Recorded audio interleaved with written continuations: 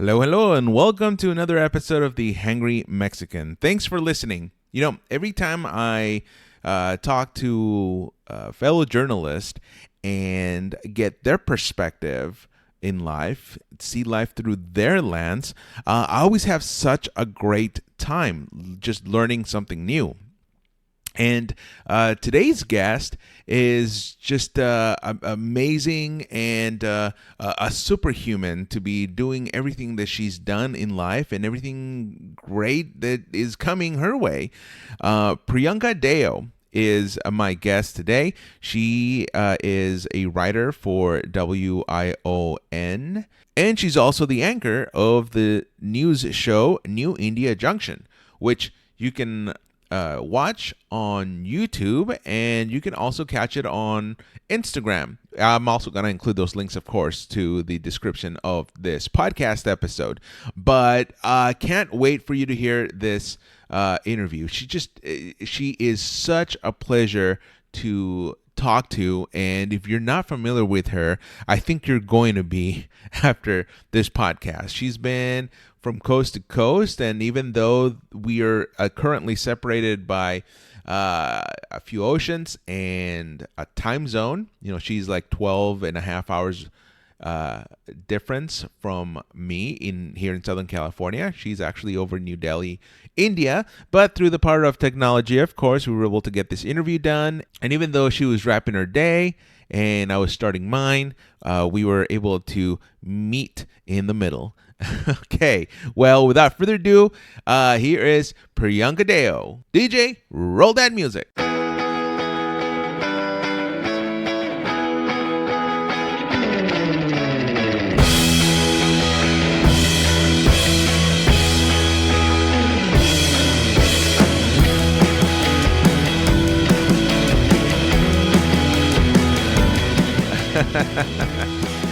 But no, thank you really for being a guest here on the podcast, because I think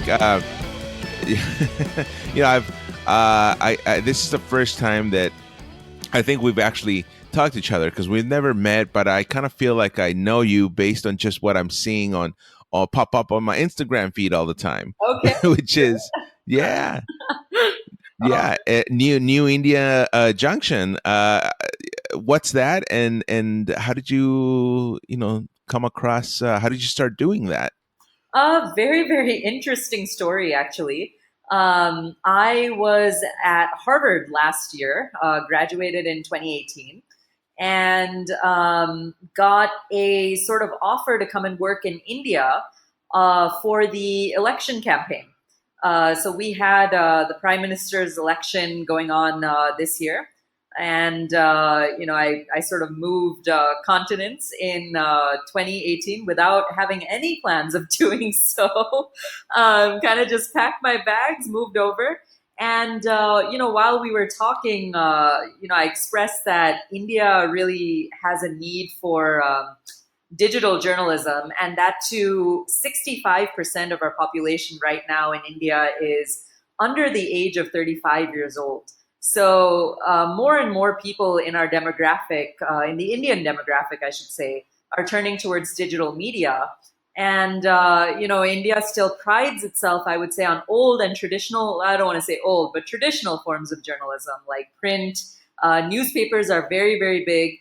And, radio is very, very big, and television is still very big. But slowly we're seeing a change with more accessibility to cell phones, to smartphones especially.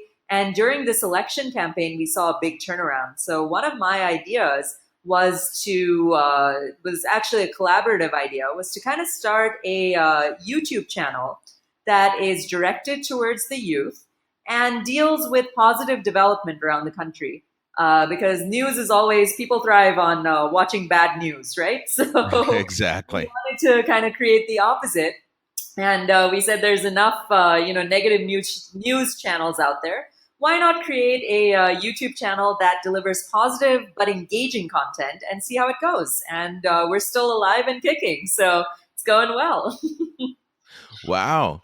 No, that's awesome. And I'm not I don't live in India. I'm not from India, but I really enjoy watching and getting to know the news of what's happening over there in India, especially because it is positive news. I think everything that you're showing on this digital show. Now, You is there watching any my channel when you say India, right? So you enjoy watching all the positive things going on in the country.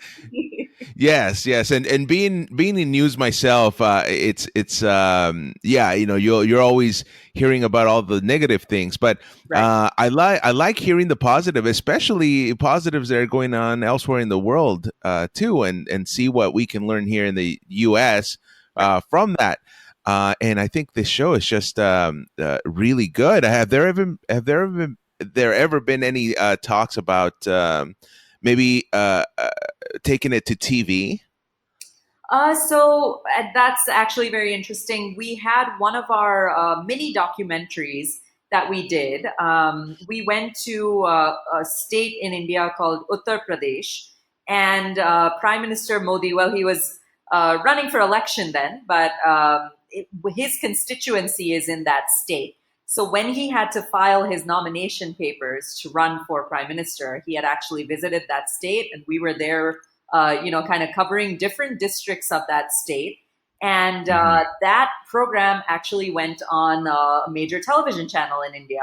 So, with that, I am the host and anchor and executive producer of this channel. So I was also called as an expert to a lot of the television debates. And I think we were just talking before this interview, but I just got done with one and then rushed home so I could talk to you, Oscar. So a Oh, lot of I interesting. really appreciate it. Oh no, thank you for having me. But it just a lot of things kind of springboarded from the channel, and I'm really happy just because when you say people really want to know the positive. I went to journalism school at Annenberg in LA, USC Mm. Annenberg, and it's a known fact that bad news always sells, and it's just refreshing that as time goes on and as people are turning to digital streams and just picking and choosing what they want to see and the content that they want to see, it's interesting to see the dynamics of just news and media change in the last few years, that people are choosing to see more positive content. Of course, they want to know what's going on in the world. But I think the stories that they choose are these feel good stories. When you're on the metro on your way to work or you're taking an Uber, you want to hear something good before you start your workday. Yeah, exactly. And I just saw a clip last night about cleaning the trash, which is a subject that we also are tackling over here in the U.S. How to deal with the trash that is left behind in beaches, and Especially how to be more. LA. I remember visiting those beaches. Oh man. Yeah, and you got kids, you got celebrities. I mean, you did a very good job on that piece. How was that experience? Maybe you can talk to me a little bit about the process of taking this show on the road, getting video out in the field versus staying in a studio, for example, and Oh, I doing think everything that's from there. vital. And I think if you want to call yourself a journalist, you have to know how to do ground reporting. And you have to Amen. somehow, make yourself available to and make yourself approachable to people from all walks of life. So you generally have to have a general interest in people, I think, to be a journalist. And if you don't have that, if you just want to do your makeup and sit in a studio, you're not going to be as successful as someone that kind of goes out in the field and on the ground, because that's where the real stories are. And people are unafraid of, if you're an approachable person, I think people are unafraid of telling their story and they want their story to be heard. So, for example, this beach, it was terrible. I went at about, with my camera crew, I went there at about 7 in the morning. And now this city is Mumbai, which is surrounded by water by and large, the Arabian Sea.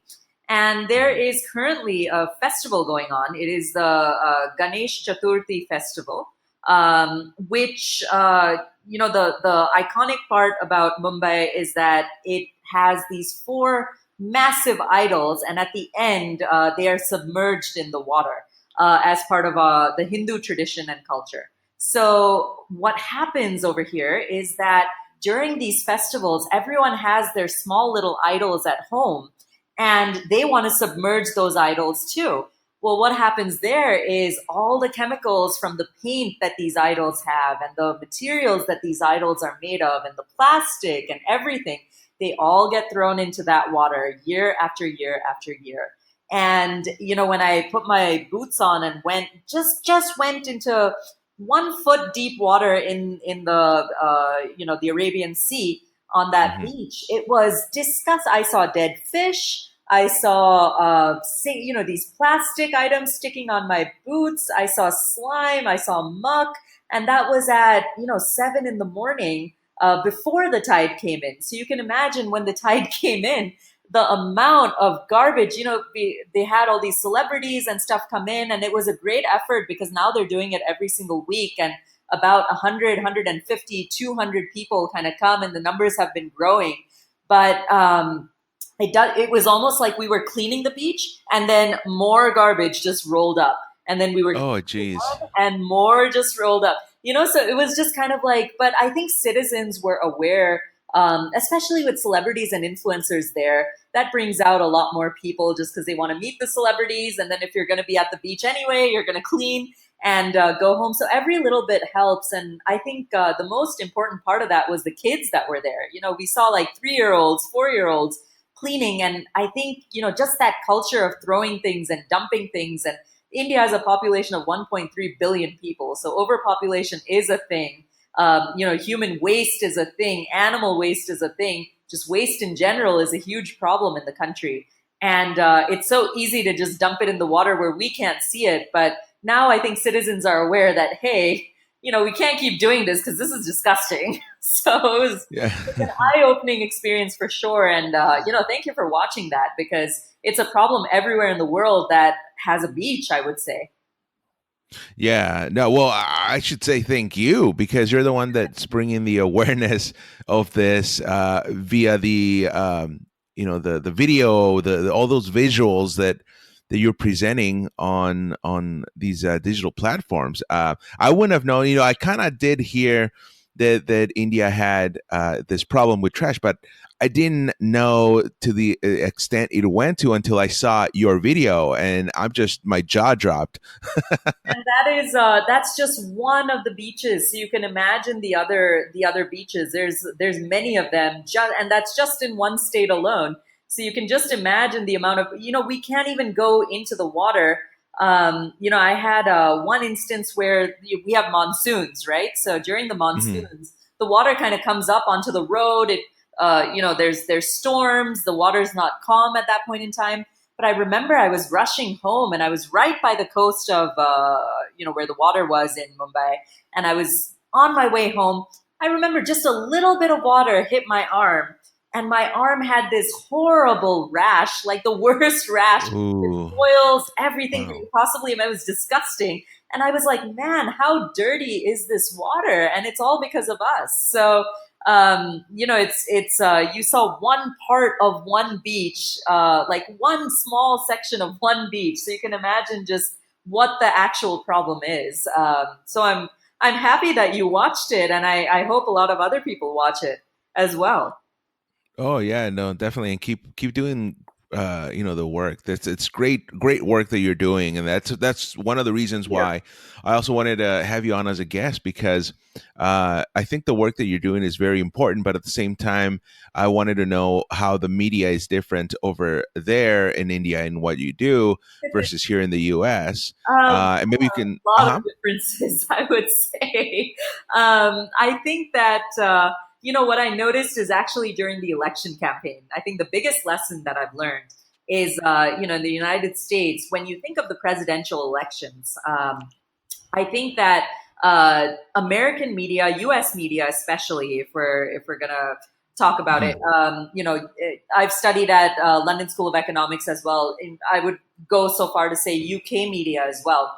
I think more hits and more views happen when there's a lot of organization. So when there's a presidential rally, it's always well organized. Media kind of have their space. They cover what they're supposed to cover, and everyone kind of works together. Here, a lot of media hits and likes from people are based on chaos. So it's almost as if you have to, create a scene in order for people to watch. Because the most successful videos that we have had are actually during Prime Minister Modi's election campaign when we covered one of his rallies. And it was just crazy. We had ground reporters. They went out. We interviewed people that were dancing on the roads, that were, chanting, that were doing all sorts of things. So we really got in there and started talking to them and asking them, why they supported Prime Minister Modi or why didn't they support him. And, those videos, we actually broke Twitter that day. I think New India Junction did better than any of the media platforms just that day alone. So it was crazy. That was one of the biggest takeaways that I've learned. And I think we were talking about just debates that happen over here. A big difference that I've noticed is when you see a news channel or when you see a television debate in the United States, it's very, very well controlled. Even the presidential debates, I would say, even though they get very exciting at times and people get over emotional or candidates get energetic at times, it's still by and large very well controlled. Over here, people thrive on the screaming, the as loud as you can, the in your face. The louder, the better. The more controversial you are, the better. That's what people thrive on over here. So I think it's just if you're a player, play the game. It depends on which country you're on, but you got to go with what works. So very, very interesting differences, and it's completely opposite of what I've learned to do in journalism school. It's almost like I have to unlearn it because I learned in the United States, and now I have to learn Indian media just on the spot going forward. So it's interesting for sure, and it's a learning experience for me as well as I produce the videos. Oh wow! Have you bumped into any of your American colleagues over there when they're covering something for U.S. media, something that's happening in India, and then you kind of have to just give them tips, I or have, do you just? and Uh-huh. they get very, very overwhelmed just because of the sea of people, which is something I struggled with as well. You just have to watch your back. You have to trust your cameraman.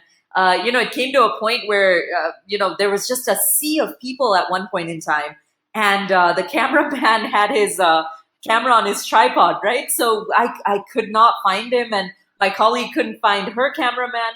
And he just held the tripod up so that we could see him at a distance, and because that was the only way he could get through us. He was trying to call us, we couldn't hear him, so he was like, "I'm just gonna hold the tripod up, just follow it." So we were like, "Okay," and that's how we found each other. So I think it's just it's hot, it's humid in India. It's the weather conditions are something that people struggle with, including myself. When you go out on the field, at least the females, we all have our makeup on, we all have our hair done, and that just completely, I have very curly hair, so it completely turns into a lion mane by the end of the shoot because of the humidity. So just some things, yeah, but very, very basic things. And, I think journalists are very tough that way. They know how to kind of fight through whatever comes at them. So they did a good job. But tips are, just keep calm, and different situation, different country. But fundamentals of journalism stay the same. So Yeah. Now, when you go out and do these stories, cover these stories, how do you prepare for that? How do you get yourself kind of in that zone before you go out to say, okay, I got this. I know what to do. Oh, good question. That's something I struggle with every single story. I think the thing about ground reporting, right, versus in a studio is in the Hmm. studio, you can definitely do your research. And this is any studio across the world. You can do your research and you know the story, right? But the thing with ground reporting is you really have to use your creativity on the spot, because it's not just about creating the story, but new stories can come up on the ground. And that's happened to me all the time. For example, we went to Northeast India, and now the Northeast is very, very underdeveloped. So they had these refugee camps because there was a genocide that took place not too long ago. Those refugee camps had about 5,000 families in them. And this was a story in itself. So we had planned to go and do the refugee camp. But then they had, a child bench taking place that the government was kind of proactively doing. So that turned out to be a news story. And, you just have to think on the spot, and you just have to, I think what makes a really great journalist from a good journalist is the ability to sort of relay that story in layman's terms, so that somebody from a very, very rural background and somebody from a Harvard living in Manhattan, in the middle of Manhattan, can understand the same story and get the same takeaways out of it. So I think that it's not just creating the story, but you have to think about the cameraman. What shots do you need? What angles do you need? Who you're going to talk to? You have to run and get those people because they're doing their own thing most of the time. So I think that, you definitely do have to do your research going in, know where you're going, know basically what's happening. But I think it's the creativity of the journalist and the team that kind of goes out there, covers the story, gets the bites, and does as much with the material that they have as possible. So it's an adventure every single time, which is why I love journalism and why I got in the field. And has there ever been a story where you just flat out say, I'm not doing that? I think, initially you're kind of like, is it safe? Is it not safe? Now, we just recently went to Kashmir, and if you've been reading Indian news, Article 370 and Article 35A of the Indian Constitution have been abrogated and amended, and now Kashmir has finally become a part of India. But it was it was under controversy for almost 7 decades. Because there was Pakistan is involved, China is involved in Kashmir. So it was just this topic of debate for years and years and years. And for the first time, it's completely under India. So we went to Kashmir, and it's actually, when we landed, the entire place, because the articles have just been abrogated, it's just so fresh. The issue is just so fresh that everything was kind of shut down. So I had my reservations about going there because I was like, is it going to be safe? Are we going to be okay? Is my team going to be okay? You've had instances. Nothing is, liability is something that journalists have to deal with all the time. And in India and in an area where there has been a lot of violence in the past, you're always very skeptical of going there. So I was very apprehensive. And on top of that, communication and cell phones were not working in the district that we went to, which was Srinagar. So we had no cell phone, we had no landline that was working, no internet in the time that we were there. But I don't think I flat out said no. I think that kind of lifts the adrenaline in me, and I kind of want to go just to see how it is. So the worst thing you can do is say no to a story. I think. Because otherwise you'll never know the answer. And I'm sure that you get so many compliments all the time from just your colleagues, the community, your family, your friends. How do you not let all of those praises get to your head and create this big ego? I was just thinking of my mom. And my dad, and they're the biggest supporters of me. And, the first thing that they say is definitely not a compliment. It's definitely you could have done this better, or I'm working on this a little bit. So you have that joy of finishing the story and putting it out there. And, I've had stuff go viral and stuff coming on TV all the time. And, then you have your mom and dad saying, well, you could have fixed your hair. Your makeup could have been a bit better. When you increase your eye contact a little bit, or look this way, or ask the question this way. And, I think that I'm very lucky to have a group of friends which makes all the difference. Where my cohort mates and my classmates and my peers in journalism, whether they be from Harvard, whether they be from USC Annenberg, whether they be from LSE in London, whether they be from college, I think the people that have stayed really close to me as friends are my biggest supporters, but they're the first ones that will tell me what I need to work on. And I'm the same way with them. So I don't know. The the last time I've gotten a compliment outright, I can't even remember because it's always been like the video is good, but if you do this, it can be better. So it's definitely helped me stay grounded. And I know that this circle of people want me to get better and want the videos to do better and want my work and my progress as a journalist to just keep increasing and keep going upwards. So I think I'm just the luckiest person in the world where I'm just getting after every video, I'm getting people that just give me a ton of feedback more than anything else. So, Yeah, um, whether you ask which it, I'm definitely not used to to answer your question. no, that's I've often say that the parents are the first to keep you grounded Oh, because they're the first ones to criticize you for your work. But yeah, you're right. It's not a bad thing. I think you are definitely right that it's important to have that balance in life because it's really easy to get your ego inflated if all you hear is compliments all the time. So you think you're doing everything correct every single time, that you're perfect, and as we all know, that's not the case. So it's really important to have these people in your life. it's the people that I don't know, and the strangers on the videos, or those viewers that watch the videos that say great job and this is great work and this is, but all the people that are close to me that I know of are like, well, the editing could have been better, or you could have maybe walked this way. So I'm just so not used to actually getting a compliment for my work ever since grad school that it's kind of funny. I never thought of that. So All right, so let's switch gears just a little bit because you mentioned this earlier. You were part of a debate tonight, and just for everybody listening, we're 12 and a half hours apart from each other. oh But thank you to technology, we're making this interview happen. So yeah, I'm just waking up, but you're practically done with your day, and you were just similarity of our cappuccino right next to us. I have my caffeine mocha right here. So yeah, and I have my coffee here with pumpkin spice flavored it's that creamer. time of the year. I am jealous. That's what we don't have over here.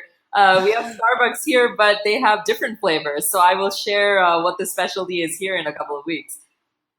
Ooh, okay, okay. Well, are you a big pumpkin spice fan? Yeah, I totally miss it. When you said pumpkin spice, I was like, oh man, I definitely miss my Starbucks in the US for sure. Oh yeah, I have pumpkin spice cereal, pumpkin spice bagels, pumpkin cream Thanks, cheese. Oscar. Thank you for rubbing it in. We'll have to send you a care package with all Oh, this please, stuff. I would love that. You would be my favorite person in the world. No, But it's so funny because not a lot of people like pumpkin spice. I mean, you either like it or you don't. There's almost like no middle ground depending on where you live or where you're from. But uh-huh. you begin to miss it when it's just not available, right? Like you're just like, oh man, now I want it. Yeah, exactly. Um, but yeah, going back to the debate just real quick. So you were part of this debate. You were in it, and how was that experience like? So it happens I would say pretty frequently. I'm kind of called as an expert to television debates over here. Like I said, the format is very different. They have anywhere from 3 to 8 members that come from all professions, all walks of life, different viewpoints, different angles, and you have one anchor. And we just talk about the topic at hand, and they normally deal with current events, or I used to play tennis in the past, so today was actually a sports discussion, and we were talking about Rafael Nadal and how he's just won his 19th US Open, or 19th Grand Slam title through the US Open. So I was watching that match, and in India it came on at about 1:30 in the morning. So I've this is why I need the coffee. This is why I'm craving the pumpkin spice right now. But we were talking about that. But I've also gone on debates where we've spoken about the elections. I've gone on debates where we've spoken about the prime minister, his viewpoint on certain things, the economy, development in India. The prime minister has coined this term called New India. And India has seen a lot of changes under his leadership because he was prime minister before for 5 years. He's just started a new 5 year term now. And, he wants India to move towards a new India, which is a more developed India, a more inclusive India, and a more accessible India. So a lot of topics kind of center around that, especially nowadays with the new government. Parliament session, the monsoon session has just gotten over. So out of the, I think, 36 bills that were presented, 34 of them have gotten passed. So it's a lot of discussion based on those because now they've gone to the Supreme Court and now they're being argued out and spoken about. And Supreme Court's called on the central government to say, hey, what do we do about this? A lot of interesting things going on. And really interesting for me to see how a new government is sort of forming and what they're doing, to lay out their basically next 5 year roadmap plan. So it's very, very exciting to see because I have, despite being of Indian origin, I've grown up in the United States by and large. And the only times I used to come to India were, for the month to visit my family. And the last thing I used to do was watch the news. So to kind of be hurled into that process and to see all of these changes take place firsthand, and to, just have the luck of New India Junction being able to cover some of these things. We've gone into the Prime Minister's house as well and covered a piece on the economy and MSMEs, which are micro, small, and medium-sized enterprises.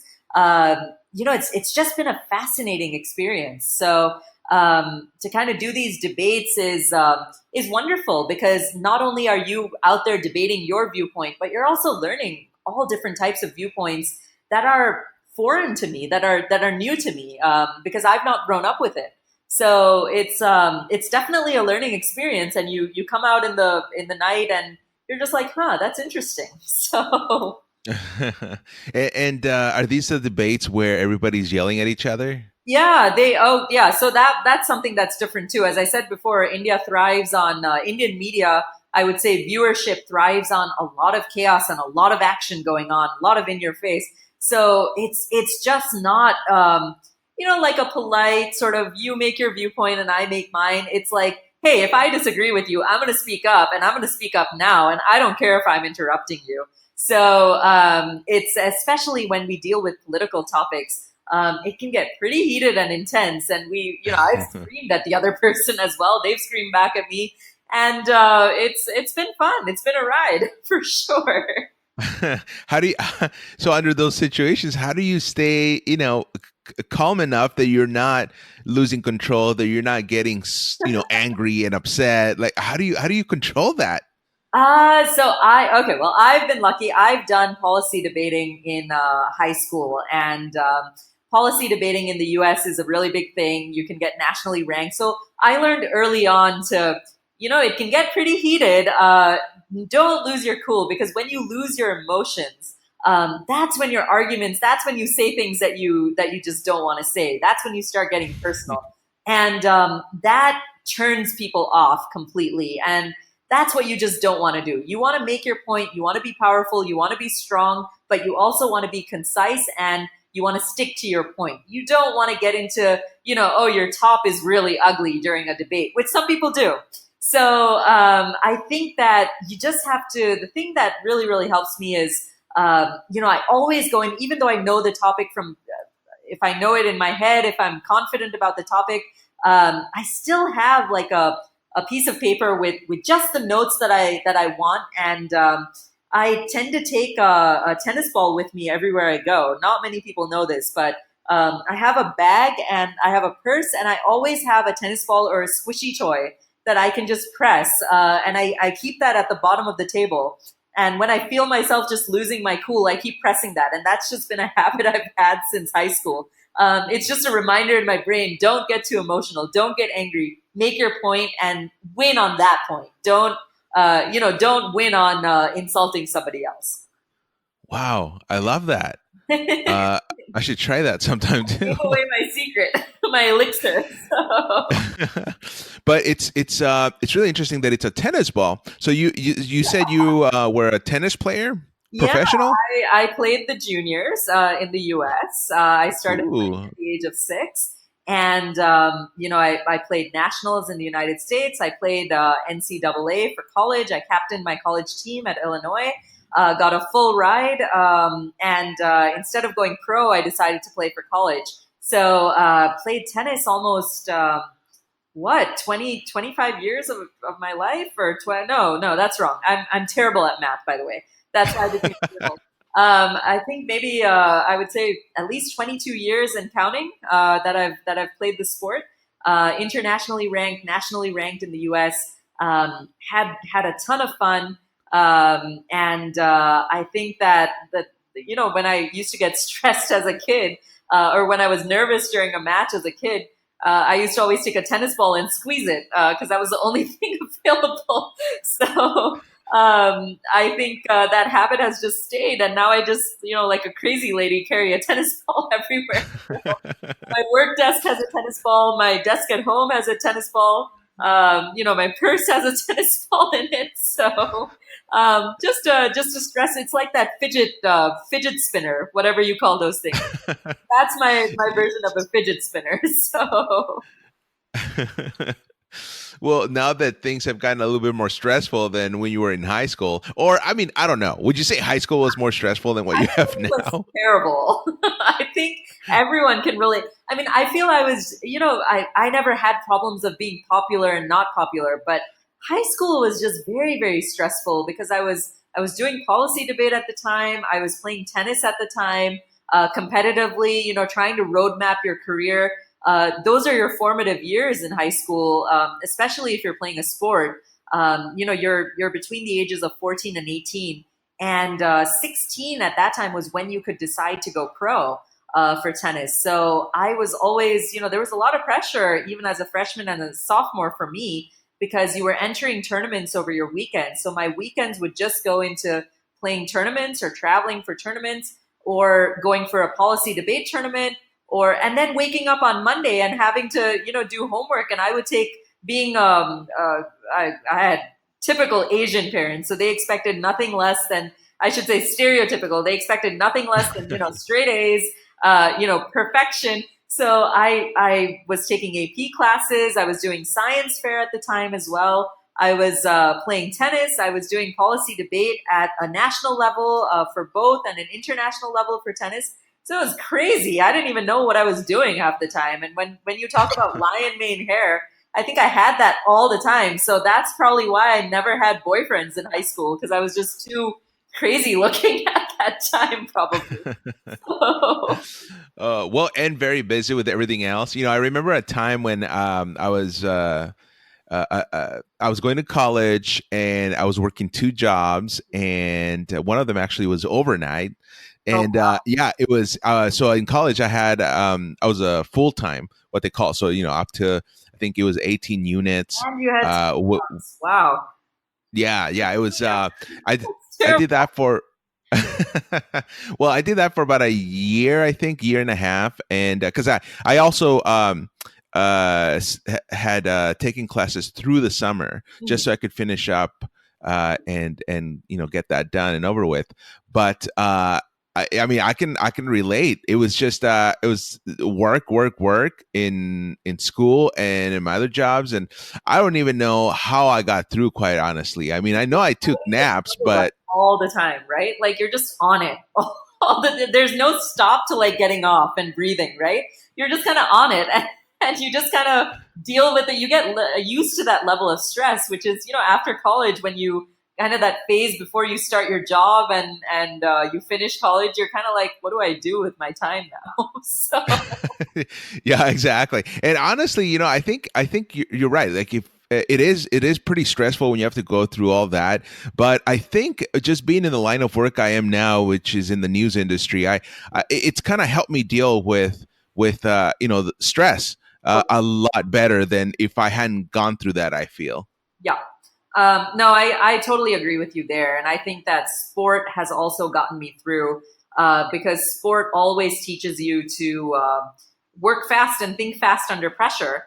And I think being in the news industry, especially, you really have to make those quick decisions as to, you know what I'm talking about, right? Like, Oh yeah. happens every single minute, and it has to be on the minute, on time, as per the second. So I think that it's definitely, tennis has definitely helped me out there, because making those decisions have just become, it's like second nature, because I've been doing it since I was 6, 7, 8 years old, right? So Hmm. uh, definitely helps you out. I think all those experiences, especially working long hours, stressing yourself out in high school and college, just teaches you to be a stronger person. It's like what doesn't kill you makes you stronger, right? So Exactly. Well, let's rewind the clock a little bit and let's talk about how you got into journalism. Because you were. It seems to me like you were on track to be something else in life. But how did you decide journalism is what I'm going to be doing? I actually, I think I knew it all along, but I didn't get into it until very recently, which is interesting. So I played tennis, as I told you before. Thought about going pro at one point in time, but played for college instead. After college, I came back to India thinking that I wanted to do law. And with law, you have to kind of practice, or you have to study where you want to practice in the country that you wanted to practice. So I had always visited my family in India. It had always been fun, and I thought, I was like, I've never lived in India for more than a month or 2 or 3 months at a time. And I kind of wanted that experience of living in India and seeing. So I entered into law school in India upon graduation, after graduating from Illinois. And with law school, I interned with Business India magazine. And I was a financial and features sort of journalist over there. So wasn't getting paid in journalism, but kind of getting into how to write properly, and that helped me through my law classes as well. Ended up not liking law as much, and then applied to London School of Economics for a master's degree in media and communications again.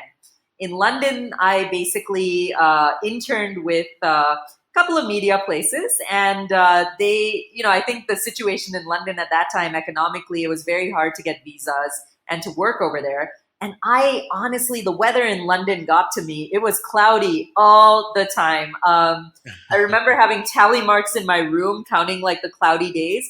And when my friends would visit my room, they would say, "Man, it's like you're living in a prison, like tallying every single day that where there's no sun."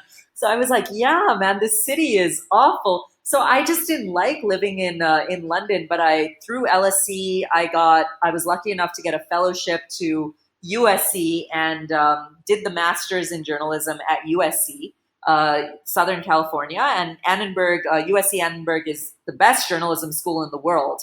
It's ranked number one by far. And after that, I had too many student loans to get into journalism on a journalist's salary. So even after that, I did not get into journalism. I got into crisis communications consulting in DC. And then I worked in intelligence for a while, and ended up hating both of those, but they helped pay off my loans, and kind of lower them. And I've always also, it's been my dream to go to Harvard since I was a little girl. So I was like, I hate what I'm doing. I think I need the transition now. Applied to Harvard, got in, and then used that to slowly transition into journalism.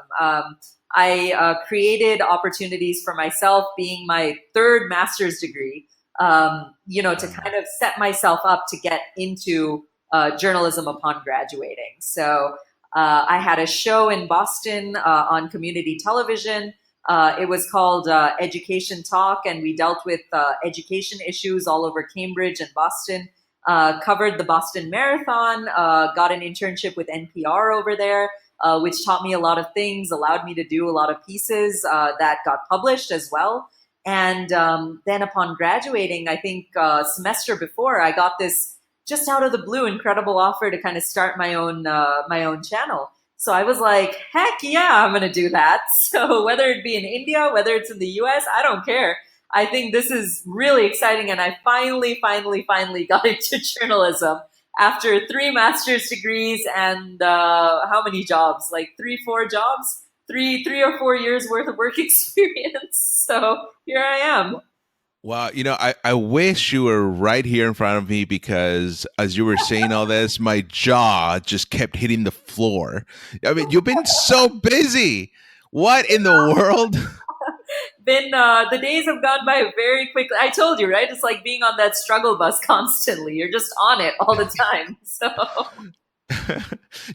I feel like you've done more things than a regular person would. It's well, I am a regular person. I think it's just, I feel Oscar. The problem is, look, I speak to many of my friends, and, when someone tells me, like I said, I'm not used to getting a compliment, but when someone tells me, look, you're so inspiring, you're so this, the fundamentals of it, it's a very simple thing. If you're not happy in your situation, change it, like just go out Mhm. there and change it. You can walk, you can, and fortunately, I've grown up in a country like India where I have seen people suffer and suffer very, very badly. I've seen people not get the same resources, not have people living on the road, not ever having seen a home in their life, people sleeping on just the footpath, considering that their home. And, when you see things like that, you really get very, very humble. And you learn to max out every single opportunity in front of you. And with that, if you have that sort of mindset, and on top of that, I'm a very competitive person. So I think, every opportunity that's come my way, I consider myself just very, very lucky to even have those opportunities. And my parents moved to the United States. We started from scratch. We've seen hard times. We've seen good times. Everything worked out in the end. But I think those experiences are very humbling, and more than anything, it just teaches you to not be lazy because you only have really one shot. I mean, it's very cliche to say you just have one shot at life, but you do. There's no point being unhappy if you're unhappy. Just change your situation because max once you get started on changing your situation, it's not going to take you that much time to change it and get to where you want to go. And that's just something I've always grown up with doing and something I'll continue to do.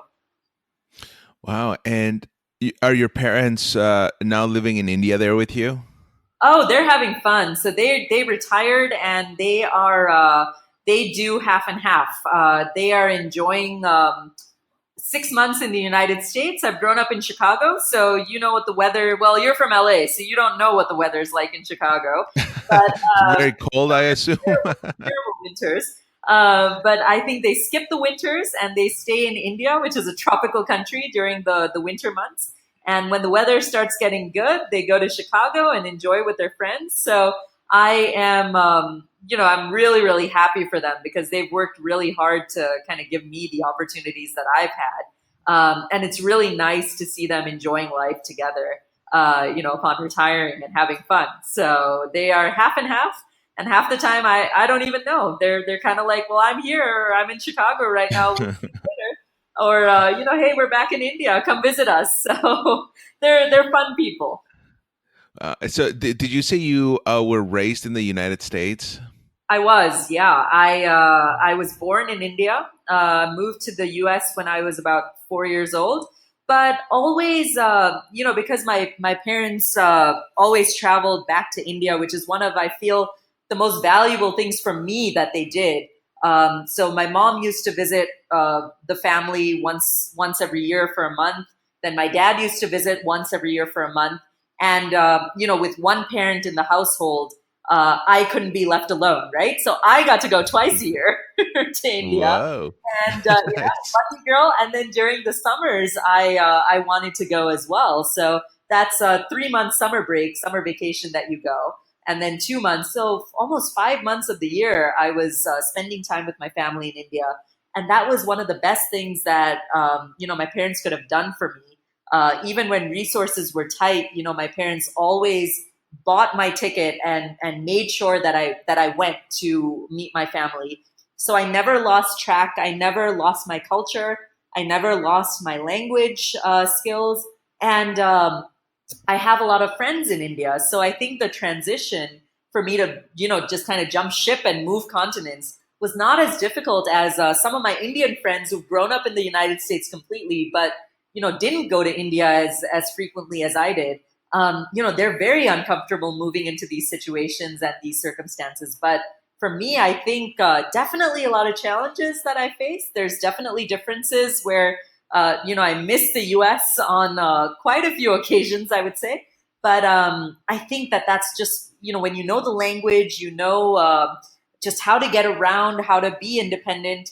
I think that is the most valuable thing that my parents have given me. So, grown up in the US completely, but never lost track and never lost sight of what my roots are. Wow. You totally anticipated what I was going to ask you, and you just answered my question before I even asked it. There you go. Uh, Well, I am a journalist, so I got I, you. I no, I think that's really important. I'm the first generation Mm, um, uh, here in the U.S. My parents, both of them, come from Mexico, and they had to start from scratch as well here in the U.S. And at the same time had to keep that culture alive too. I mean, I grew up. My first language is Spanish, and then mm, I learned English later on yeah. in school and all that. But yeah, it's. I think it's just super important to understand where your roots are. I think it's just, even no matter which place you're from, I've had friends who are very well exposed who've been in the United States their entire life, right? But I think that it's just the willingness, I think when you stay true to your roots and you also kind of have that willingness to go out there and explore what's not so at home for you, right? Like you kind of it's not just being a journalist. I think it's just when you know your roots and when you know where you come from. It's from the Lion. I just saw the Lion King recently, so I think I've been quoting lines from it over and over again to my friends. But like when Mufasa says, or Rafiki, sorry, he says, you can't know where you're going unless you know where you've come from. I think it's Mhm. just when you know your roots, no matter where they are, no matter if you know them and if you take the time to understand them, your people, your culture, your traditions, you'll definitely appreciate the differences and also the similarities in other cultures and other traditions, and you have a new respect for people. Whereas if you didn't really know where you came from, you wouldn't have that respect or reservation or a viewpoint that you would have if you did. So I think that's where the value comes. Yeah, yeah. Well, and out of all the things that you've done so far in life, what has been the scariest thing for you to jump on? Because a lot of people out there, they may be just afraid to say yes to a job, or move to a different city because there's this fear of the uncertainty. So Hmm. what has that been for you? I wouldn't even say any of those things. I don't think. That's an interesting question that you asked, Oscar. I think when I think the scariest thing for me all throughout, be it a 14-year-old playing a national match, or be it moving to DC to start my first day, it's always been sort of that. I've always carried a sense of, I would say, I wouldn't call it non confidence or unconfidence or low confidence, but always that self doubt. That's been, I think, the scariest thing for me. When they say you're your own worst enemy, Hmm. I've always been, maybe because I'm so competitive, maybe because I'm so critical of myself. The biggest challenge for me in life has by far been getting over that hurdle of doubting myself or doubting that, I can do this, I can reach where I want to go. It was as recently as getting into Harvard. I carried that self-doubt with me, because even at Harvard I was like, oh my gosh, everyone is smarter than me. What am I doing here? So it was as recent as 2018. And I think that um, I just what I did to kind of overcome it was, I cut out a lot of the people in my life that were negative influences on me or that had ever made me feel really bad. And scarily, some of those people are people who are very close to you, right? Some of those people can be, in some instances, they can be family members, they can be friends that you've known for a really long time. They can be people who are definitely in your inner circles. So what I did was just kind of cut that negativity out, and I surrounded myself with people that inspired me, with people that made me feel good, with people that had interesting things to say, that were doing their own things in life. And when you kind of hang around with those people, especially when you have that self doubt in you that's still there, your perspective sort of changes because you get inspired by not what they're doing, you get inspired by just their outlook. And that's when I started changing my perspective, because I realized that those people were really inspired by me as well and the things that I was doing. And I was like, well, hey, if they can be so awesome and they think that I'm awesome, why don't I think that I'm awesome too? And that's when I was just like, no, I can do it. I can be what I want to be, and I can go where I want to go. And that is, there's still miles to go. There's still miles and miles and miles to go and mountains to climb, but I know for sure now that I'm going to get there. So when you talk about the scariest thing, that definitely has been something I have struggled with my entire life. Still struggle to this day, but now I think I've overcome it, and I've garnered some techniques to just get over it and have a very positive outlook every single day. It takes active, you really have to train your mind to just think in the right way. So I guess, does that answer your question? Yes, it does. Awesome. So if you could go back in time, with everything that you've learned so far, all the knowledge that you've gained, just walking through life, doing what you do, what would you tell your younger self to make just the transitions in life a little easier and less, scary, if you will? Well, I think it just goes back to my old point. I keep, there was a point where I used to keep thinking about when I was younger, what I could have done differently, or what I could have said differently, or what actions I could have taken differently. And people never really saw, they were like, it's so unlike you. A lot of my friends call me Pri, just as a nickname. But they were like, Pri, it's so unlike you to feel nervous. It's so unlike you to feel scared. It's so unlike you to feel, low self-esteem about yourself, or low confidence when you're entering into something. It's so unlike you to cry. And I think when I look at my younger self, I would definitely tell myself, look, it's okay to feel all those things. It's okay to, it's okay to fail. It's okay to make mistakes, but realize that you're doing a really good job.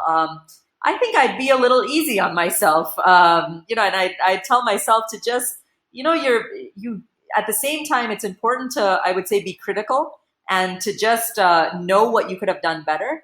But at the same time, I feel it's as important to affirm to yourself that, hey, I gave it my best, and next time it's just going to be better. And that's something I never did growing up. That's something I never did through my grad schools. That's something I never did through work. That's something I never did in tennis. It was always like, you're awful, you need to improve. You're awful, you need to improve. You made these mistakes, get better. It was never, hey, you're doing a good job. Breathe, enjoy yourself a little bit more. You're doing this because you love it. I think that I would definitely tell my younger self to make it a point to just affirm yourself and go in the right direction, but just be a little positive and be a little easy on yourself as well, because it's part of the journey. You got to have fun. Well said. I So think, I'm doing that now, so better late than never, right? yeah, exactly. And you're still writing your own story? There's still a lot of miles left, and is there anything that you're kind of looking forward to, that maybe some projects that you want to do in the future, maybe some other platforms you want to explore? Is there anything like that? I definitely do want to explore other platforms. In terms of projects, projects keep coming up on a day-to-day basis, and always look forward to those. Getting to know new people, getting to know new situations, new environments, new points of view. But I think that, and maybe you can relate to me. You're also in news. I Hmm. think that everyone says that the future of journalism is digital, right? But what Yes. after that? What happens to post digital? What are people going to be into? How are people going to be consuming the news? And I definitely think that, within the next few years, virtual reality is going to be a big thing. People will Mhm. not just want to be a part of the news and to click buttons and be interactive. People want to feel the news. People would want to, be a part of the news. If there's a presidential election going on, or if candidates are talking, I think people will want to feel that, in a virtual reality setting. So I definitely want to bring some of those ideas to India. I definitely want to introduce some of those ideas into journalism, because I think that that is the future of news, and I think that that is the future of media. And people's attention spans are getting shorter and shorter. So, what is the way that you're going to keep them engaged? It's when they can feel things. It's when they can, see something that they can't really relate to, like a rhino in Africa. If they see it, if they can, if it's right in front of them, they'll understand the story better. They'll be able to feel it. They'll be able to experience the entire story. And I think that's where the future of journalism is heading post digital. And that's something I definitely want to bring to India, my country, and, hopefully around the world. And hopefully I get great journalists like you to come on board and help out in that effort. Oh, I would love to. At this point in my life, I've learned that to try new things. That being afraid to try something that you hadn't before and you don't know how it's going to turn out. I mean, you can only get the best guesstimate of what would happen, Yeah. but make an educated decision and just kind of do it. And what is Worst the worst thing that could happens, happen? you fail. And then you go home and then you have an ice cream, right? That's the worst that can. Oh, yes. I know. Vanilla ice cream. That's my favorite. Oh man, it's got to be chocolate. Come on. Oh, It's well, actually I cookies and cream. cookies and cream. Well, that's another one. What I actually do with cookies and cream ice cream is I throw it in the blender, throw a few scoops in the blender, put a little bit of milk, and then just Ooh, blend it and have a cookies and cream ice cream shake oh man. with Well, pumpkin that's something I spice. can definitely do here. I can't have pumpkin spice over here, but I can definitely go and do that. And I think, though it's what time is it? Like 10 something over here at night. I think I'm gonna go do that because I have some nice cookies and cream ice cream in my freezer right now. Oh man, you're making me hungry now. There you go. One of the things I love about food is just dessert. I mean, I love all kinds of food, but dessert, I mean, that's still my favorite. I just love dessert. Food is okay, but just the dessert needs to come right in front of me. No, I'm actually, I'm the opposite. I can actually skip the ice cream and the sweet, but if you give me like a bag of chips, or my favorite, like if you give me flaming hot Cheetos, I will Ooh, eat yes. like 4 bags of those straight up. Like it's just I don't even know how I do it. And like my stomach will just be like, stop it, stop it, stop it. But I'll just keep going. So I think chips is my nemesis. I think savory items, like savory junk food, is definitely my my nemesis for sure. Yeah, no, it's yeah, I definitely try and stay away as much as possible, but every now and then like you crave it. And yeah, flaming hot Cheetos, oh, I love those. Not just that small bag. You need like that big, like $3 bag, right? Where there's just a bunch of chips in there, and that's your dinner for the night. Yeah, the family size bag. The family size. There you go. Oh, well, Priyanka, before we end the podcast, I just want to give you the opportunity to say something, end the podcast with something that maybe we haven't talked before about, just something that you want to leave our listeners with. Yeah, I think it's just want to tell people that even the greatest of all, the most successful, we all have our idols that we look up to. But you know what? The greatest people are also just human beings. You just have to understand that they go through the same emotions you do. They go through the same struggles you do. And as an anchor, and as meeting a ton of people on my channel, I've seen what they go through, and it's very similar to what you and I go through every single day. So if I have any advice for, or if I can solicit any knowledge to anybody listening out there, I think just have faith in yourself and don't be lazy. Just max out your opportunities, because if you go for it and if you actually take action on your dreams, it's not that difficult to get there. You'll find a way. But if you just dream about it, it's just going to remain a dream. So I think just go for it, because there's no such thing as a great person. They've taken a lot of blood, sweat, and tears to get there. And if they can do it, you guys can do it too. Well, Priyanka, I loved that you were a guest on here today. It was amazing talking to you Thank and you so getting your much. point of I view. had so much fun. I apologize. I think I was like, but I'm not Mexican before, because the name of your show is The Hangry Mexican, and I'm like, well, I do get hangry, but I'm not Mexican. But I'm. It's. I thank you for finding me. And it was a pleasure being on your show. I had a Oh, lot of yeah. Oh, well, I'm glad to hear it. Yeah, I mean, the name of the podcast, I keep getting a lot of, it's one of those things where it kicks off a discussion. So it's almost like an icebreaker, which is kind of what I've wanted to. fun. Yeah. And so I've had people tell me the same thing. Oh, well, I mean, I'm not Mexican. I don't think I can be on that show. I said, no, no, no. Like that's like a play on words for me, because I That's what you am. guys me too. But yeah, it's everybody has been there. I think it's not just me where you're happy go lucky, and then one moment you start getting hungry, and if you don't get food soon, it's not pretty. You get hangry, and I've had Ex- many of those moments. So. yeah. Well, we'll have to get you a family sized bag of Cheetos along with some pumpkin spice in the care package. No, I looked up the. I was so desperate. I looked up the price for, because they don't have flaming hot Cheetos here. So the last time I made, my parents went to the U.S. They were like, What do you want?"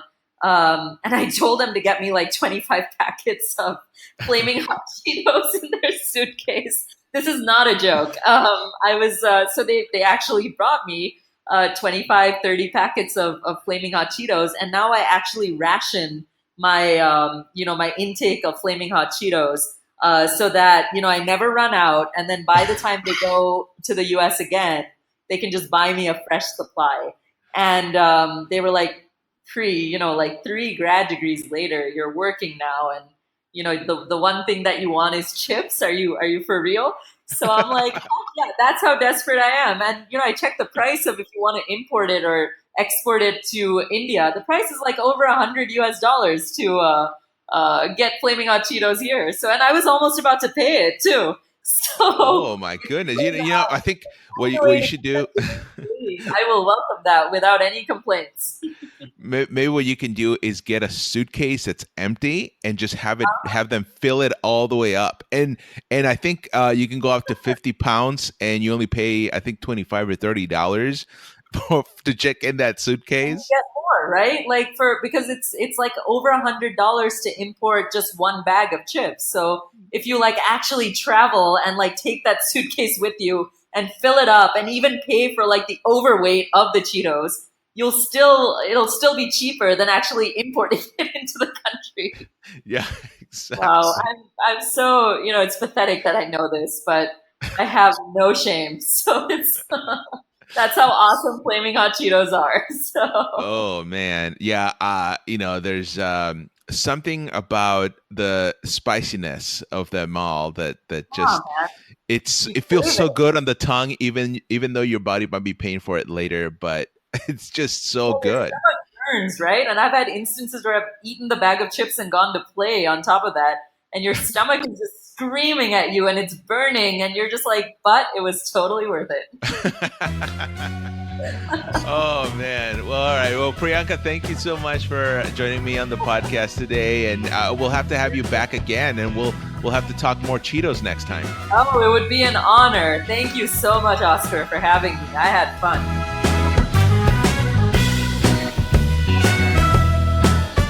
My thanks again to Priyanka Deo for taking some time out of her busy schedule and just sitting down and having a chat with me. Hopefully our listeners got a chance to learn something new, get inspired to get up, go out and make something, make their dreams come true, and maybe inspire others. And if you want to follow Priyanka again on Twitter, she's at Priyanka Deo, and on Instagram, search for Priyanka Deo. And of course, on Facebook, you can follow her on her Facebook page by searching for Priyanka Deo, or by using the Facebook handle It's Priyanka Deo. All right. Of course, all those links will be in the description below. So be sure to check that out. Be sure to check out her show, New India Junction. A great show, by the way, and very, very inspiring. And if you enjoyed this episode, you like the podcast, awesome. I would love to hear from you. Send in your comments and questions to hangrymexicanpodcast at gmail.com. I would love to feature some of those in future episodes. And also tell your family and friends. Let's get more ears on this podcast, and if you can do me a favor, go to the Apple Podcast and just rate the episode there, but also the podcast, and comment, and that would be really great. We are on all major platforms, of course, so you can listen to the Hangry Mexican wherever you get your podcast. On the drive to work, on the drive home, before you go to bed, whenever and wherever. And until next time, everybody, I hope you're all having a great week. Good night and good luck.